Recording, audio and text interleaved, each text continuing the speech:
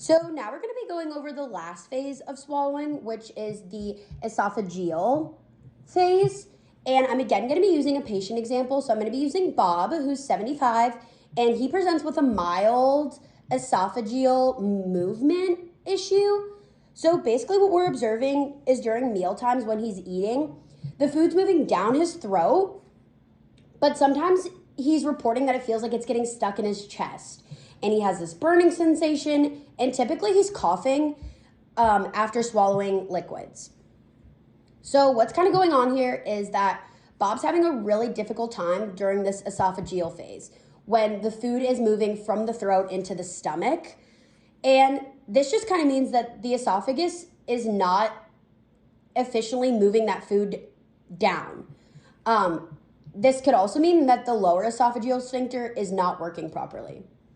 So what we're going to focus on here is going to be the esophagus, the upper esophageal sphincter, which is the UES, and then the lower esophageal sphincter, which is the LES.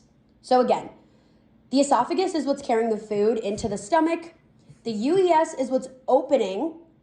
That sphincter is opening to allow the bolus entry from the pharynx. And then the lower esophageal sphincter is opening to allow that food to move into the stomach. So first, we're looking at the UES, which involves the cricopharyngeus muscle. And this, again, is just opening to let the bolus into the esophagus.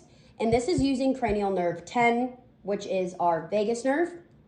Now we're looking at the upper 1/3 of the esophagus, which is going to be using the striatad muscles.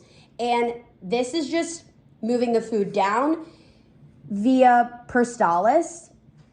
This word I also can't say sometimes, peristalsis. And again, we're going to be using cranial nerve 10. Next, we're going to use the lower 2/3 of the esophagus, which is that smooth muscle. And this is just pushing the food to the stomach. And this is going to use autonomic nerves. And then lastly, again, looking at the LES, it's just that smooth muscle. And that's relaxing to let the food go into the stomach. And that's, again, using the autonomic nerves. So the functional consequences of this is food's getting stuck in the chest, which is causing Bob his pain and his discomfort and having that burning sensation. And he has a risk of acid reflux or the regurgitated food since this process is not functioning correctly. And then again, what we had discussed in all the last phases, which is just meal times becoming super uncomfortable, super prolonged, him getting tired, that sort of thing.